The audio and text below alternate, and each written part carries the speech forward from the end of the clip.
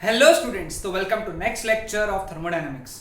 इस लेक्चर में हम लोग बात करेंगे रिवर्सिबल प्रोसेसेस, इरिवर्सिबल प्रोसेसेस और cyclic and non cyclic processes के बारे में। Okay, so without wasting our time will start with our today's topic, reversible process. Okay, तो reversible process as the name suggest, जो रिवर्स हो सकती है, ऐसी प्रोसेसेस जो रिवर्स हो सकती है सेम ऑर्डर में, same without any changes, that processes are known as reversible process. इसके दो तीन इंपॉर्टेंट कंडीशंस है, वो हम लोग देखेंगे एक स्टेप बाय स्टेप। अब नोट करते चलिए। ओके, तो पहला चीज क्या है, it can be reversed. Very simple, क्योंकि नाम ही ऐसा है उसका, रिवर्सिबल प्रोसेस है ना। दूसरी जो इंपॉर्टेंट बात है, all changes occurring in direct process are exactly repeated in opposite order and in reverse sense, है ना।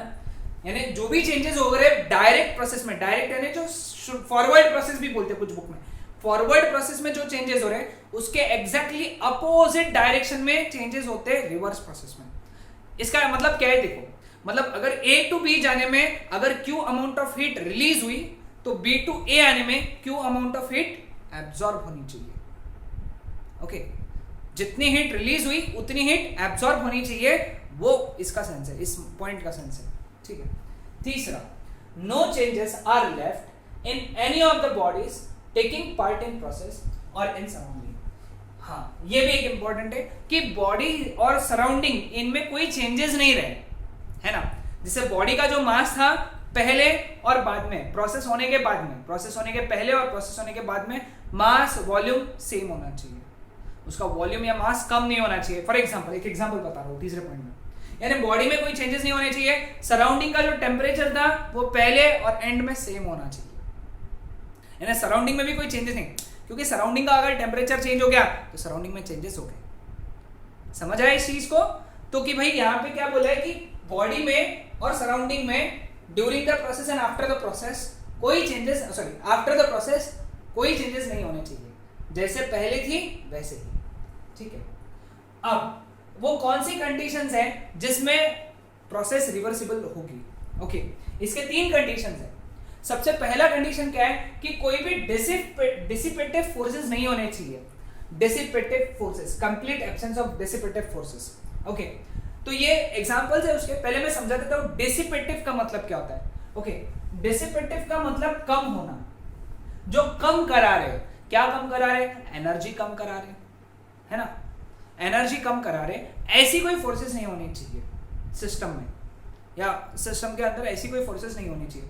जैसे फ्रिक्शन, फ्रिक्शन ये डेसिपेटिव क्यों है? क्योंकि जब फ्रिक्शन एक ऐसी चीज है जिसके वजह से बॉडी की एनर्जी कम हो जाती है।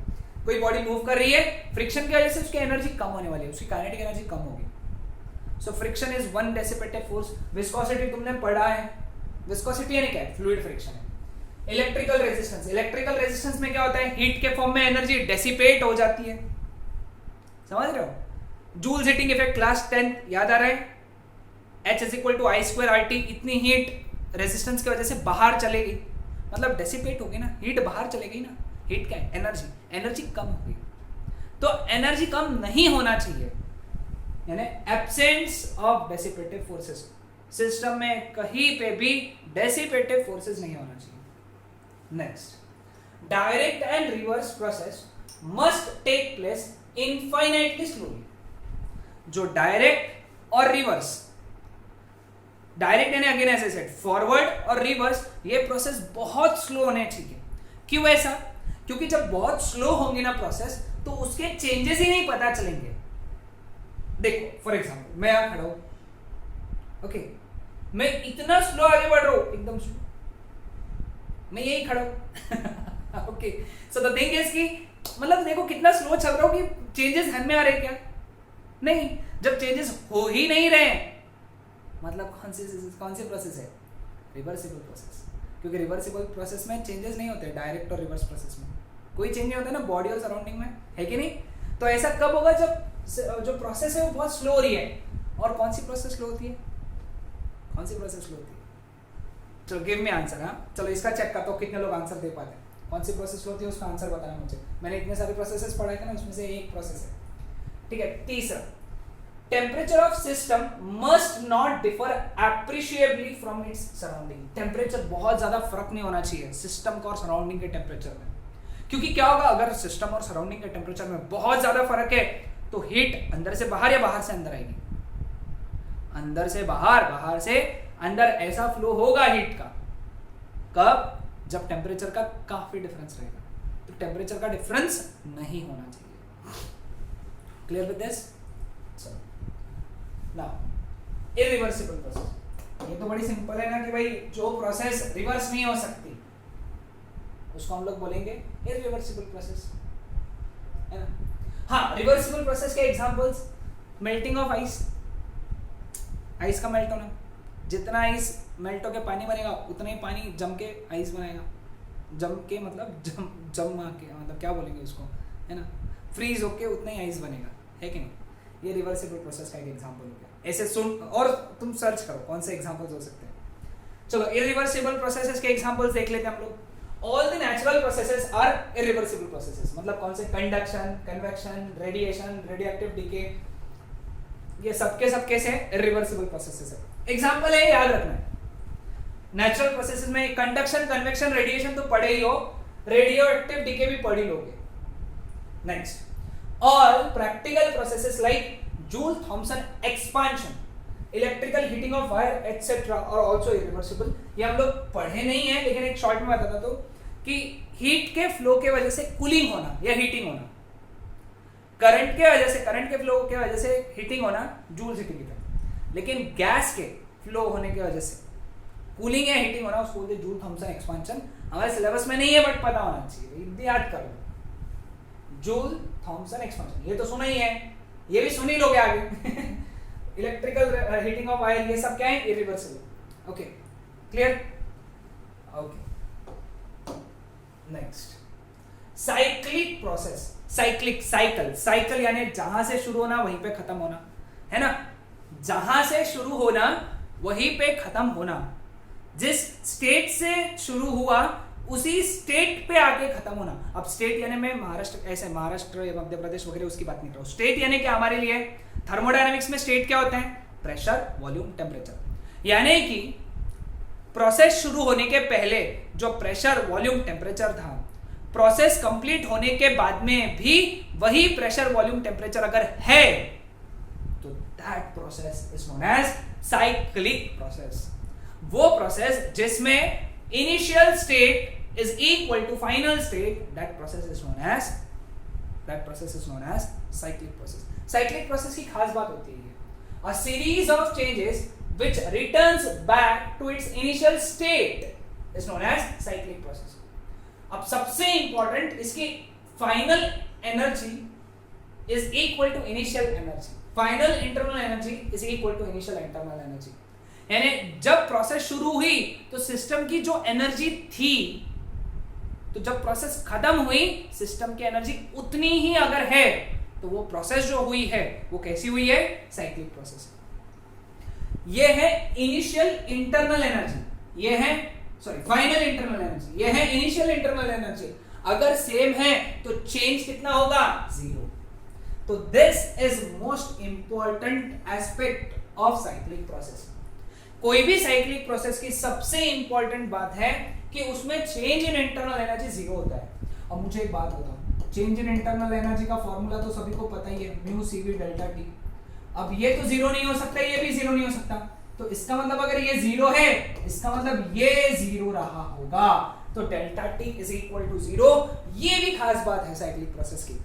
तो अगली बार साइक्लिक प्रोसेस बोला तो पूरे प्रोसेस के लिए चेंज इन टेम्परेचर भी 0 ही रहेगा।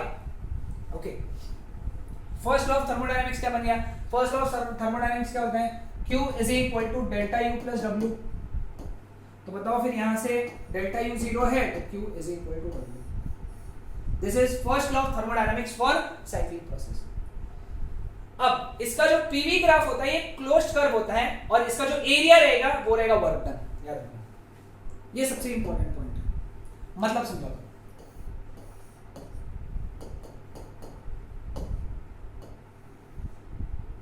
एक प्रोसेस ऐसी हुई, ये साइक्लिक हुई क्या?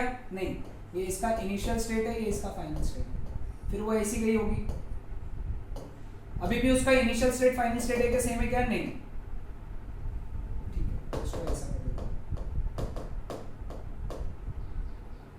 फिर यहां से निकल के वो यहां पे वापस आ गया, ठीक है, समझ में। तो अब घूम फिर के ये एफ नहीं रहेगा, एफ नहीं रहेगा, ये आई हो गया, यही एफ हो गया, क्लियर। अब यहां पे ये हो गया एक साइक्लिक प्रोसेस, ये क्लोज्ड कर्व है, क्लोज्ड कर्व यानी खुला नहीं है कहीं पे, okay.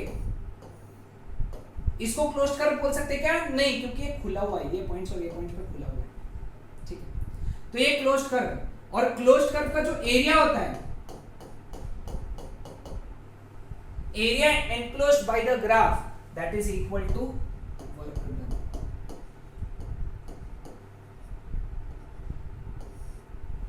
Area enclosed by the graph is equal to work done, okay, clear, बहुत इंपॉर्टेंट बात। लेकिन अब देखो यहां पे मैं तुमको बताता हूं,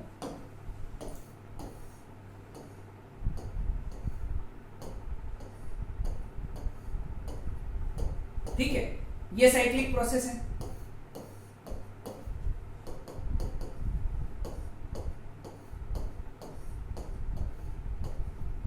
ये भी साइक्लिक प्रोसेस है। दोनों प्रोसेस की खास बात क्या है, मतलब डिफरेंस क्या है बेसिक, तो ये हो गई हमारी क्लॉकवाइज प्रोसेस, ये हो गई हमारी anti clockwise process. This is clockwise cyclic process and this is anti clockwise cyclic process. तो एक बात ध्यान में रखना कि if cyclic process is clockwise, तो यहाँ पे work done is always positive. Work done ये लोगे तुम, एरिया निकाल लोगे और उसको लगा दोगे पॉजिटिव, मतलब इसका एरिया अगर 20 आया तो तुम्हारा आंसर रहेगा यहाँ पे +20 जूल, ठीक है। अब एंटी क्लॉकवाइज प्रोसेस में ये एरिया निकालोगे, सपोज इसका आंसर वापस 20 आया तो यहाँ पे वर्क डन लिखोगे -20 joule. Clockwise process work done positive, anti clockwise process work done negative, ठीक है, नोट डाउन करके रख लो, ये बहुत इंपॉर्टेंट है, ओके। तो ये इंपॉर्टेंट पॉइंट सभी ने लिख लिया क्लॉकवाइज एंटी क्लॉकवाइज का, ओके। नॉन साइक्लिक प्रोसेस के लिए ऐसे ही पॉइंट्स रहेंगे, when series of changes does not return to its initial state, that process is known as non cyclic process. यहाँ पे uf is not equal to ui, delta u not equal to 0, delta t not equal to 0, FLOT क्या रहेगा इसके लिए, normal FLOT, हमारा पूरा equation वही, q is equal to delta u plus w। PV graph is not a closed curve and area enclosed by the graph is equal to work done। यहाँ पे closed curve नहीं रहेगा, मतलब कि जैसा फॉर एग्जांपल ये cyclic process नहीं है, ये नॉन साइक्लिक है, क्योंकि शुरू हुई और यहाँ पे खत्म हुई। हाँ, अगर ये एक और ऐसी लाइन बन जाती है तो अब ये बन गई साइक्लिक प्रोसेस, ठीक है। चलो एक काम करते हैं, कुछ इसके sorry, work done depends on path followed, है ना, वो ठीक है, work done depends on path followed, कैसा पाथ फॉलो हो रहा है उसके ऊपर वर्क डन। हाँ, एक कुछ एग्जांपल सॉल्व कर लेते हैं। ये क्वेश्चन पढ़ लो, an ideal gas is taken through the cycle A B C A as shown in figure draw करेंगे हम लोग, तुम भी ड्रॉ कर लो फिगर, चलो।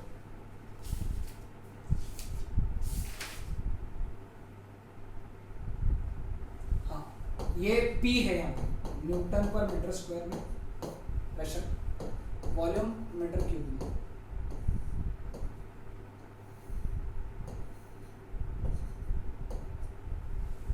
ऐसा है, मतलब कौन सा प्रोसेस है बेटा, ये anti clockwise.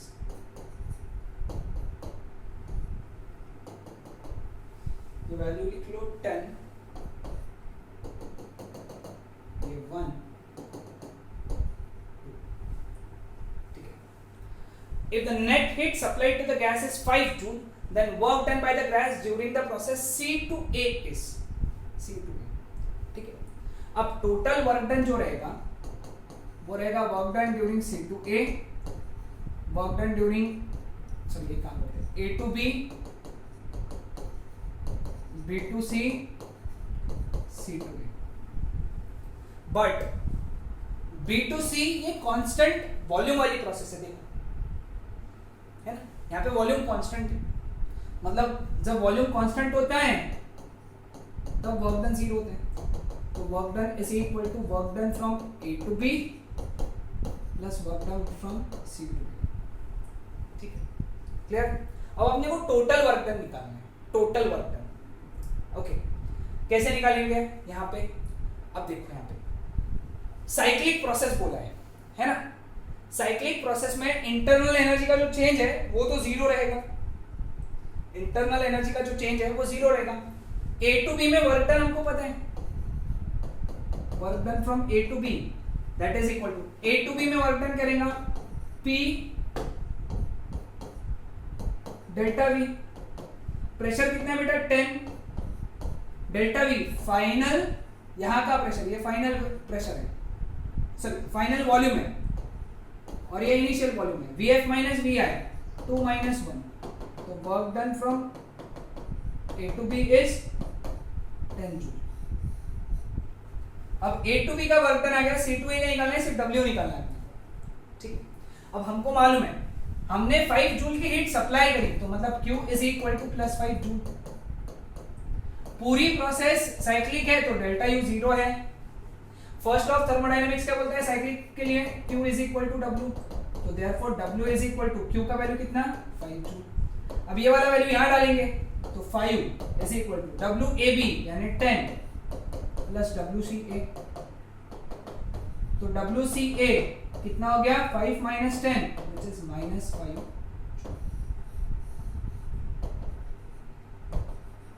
This is your answer. आया ना समझ में? हम लोगों ने क्या किया, पहले टोटल वर्क डन में से ये तो देख लिया कि ये जीरो हो गया क्योंकि ये कांस्टेंट वॉल्यूम प्रोसेस है। फिर हमने बोला ए टू बी में वर्क डन तो सीधा ही आ जाएगा पी डेल्टा वी से।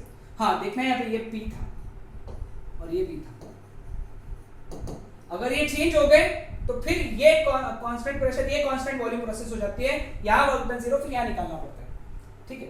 वो तुम एक्स्ट्रा के लिए सॉल्व कर सकते हो, तुम्हारी इच्छा है। क्लियर हुआ सबको? ये साइक्लिक प्रोसेस की खास बात। चलो नेक्स्ट, ये लास्ट एग्जांपल है। CO is carried around a closed cycle ABCA in which BC is isothermal process as shown in figure। यहाँ पे भी फिगर नहीं दिया हुआ है, मैंने बनाया नहीं एक्चुअली, वो रिकॉर्ड फोटो खींच के डालना था, है ना? तो इसीलिए मैंने बनाया नहीं, तो एक बार ध्यान में, तो ये बना लो, ये B ये B।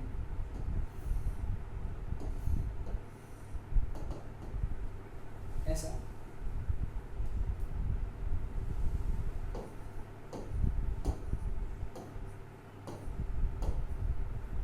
BC जो है ये आइसोथर्मल है, यानी यहां से लेके यहां पे टेम्परेचर कांस्टेंट है।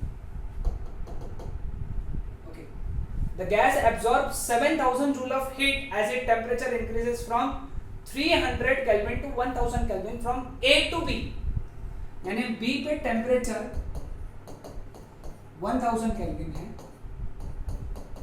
B पे, और A पे 300 केल्विन है, और B टू C ये एक आइसोथर्मल प्रोसेस है, मतलब B पे जो टेम्परेचर रहेगा वही C पे रहेगा क्योंकि BC एक आइसोथर्मल प्रोसेस है।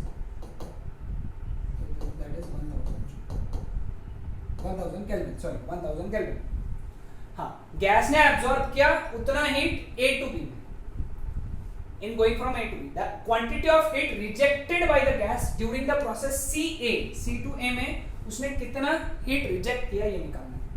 Okay, heat rejected during CA that is equal to work done in CA plus change in internal energy during CA। ठीक है,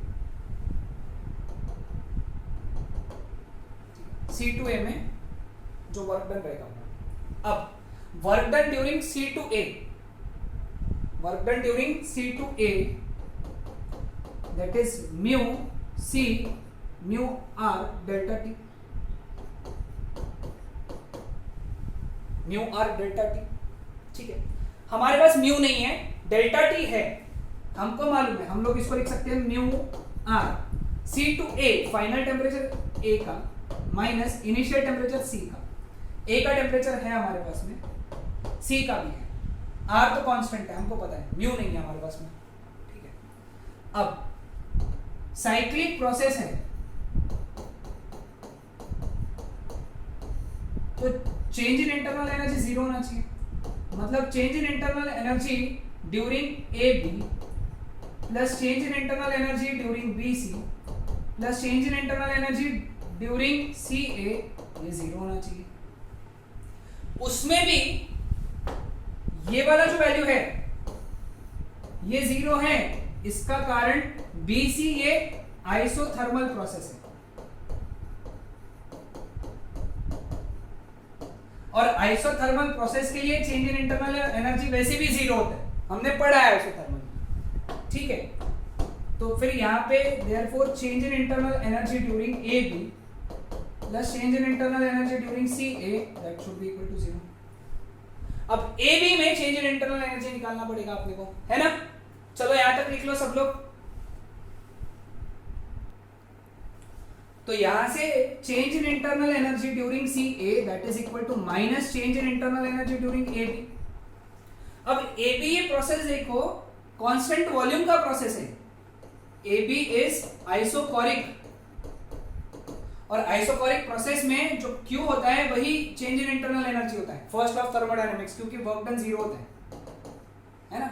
तो इसका मतलब ये हो गया हीट सप्लाइड ड्यूरिंग AB, और वो कितना है 7000। तो change in internal energy is equal to minus 7000 joule.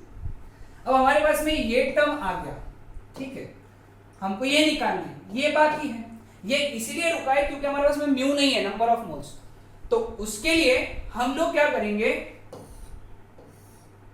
जो AB प्रोसेस है उसको देखेंगे। AB प्रोसेस में change in internal energy Q के बराबर है जिस 7000, but change in internal energy gas कौन सी है, कार्बन मोनोऑक्साइड, ध्यान में रखना कार्बन मोनोऑक्साइड ये डायटोमिक है। तो चेंज इन इंटरनल एनर्जी का formula mu into 5/2R, mu CV delta T है ना, म्यू CV डेल्टा टी। तो म्यू इंटू CV कितना होता है डायटोमिक के लिए, डायटोमिक के लिए CV 5/2R होते हैं, इंटू डेल्टा टी कितना है बेटा, delta T A to B का, A to B का चेंज इन टेम्परेचर 1000 माइनस 300 मतलब 700 है, दैट इज इक्वल टू 7000। 1 2 तो 0 कट गए, 10 जा 2 जा 2 उधर चला गया, तो म्यू कितना आ गया फिर 4/R, 4/R आ गया म्यू, ठीक है। यहां सब्स्टिट्यूट कर देंगे, तो therefore WCA is equal to mu के जगह क्या डालूंगा 4/R into R into TA minus TC, 300 minus 1000 यानी माइनस 700, कैंसल। तो WCA कितना हो गया माइनस 2800 जूल। देखो WCA आ गया, डेल्टा CA आ गया, वैल्यू डाल दिया यहाँ पे, तो therefore QCA is equal to WCA कितना माइनस 2800, डेल्टा UCA कितना माइनस 7000, तो देयरफॉर QCA कितना माइनस 9800 जूल। बहुत थोड़ा बड़ा प्रॉब्लम है ना, बड़ा प्रॉब्लम है यहाँ पे, इधर से उधर बहुत करना है, लेकिन आ गया आंसर, आ जाता है ना आसानी से। ओके, सो ये थे हमारे आज के 2 important numericals based on cyclic process. Okay, अगले लेक्चर में हम लोग बात करेंगे इसके आगे के पार्ट की, okay, which is heat engine and Carnot cycle and all. Okay, second law of thermodynamics. Okay, so that's it for today. Bye bye.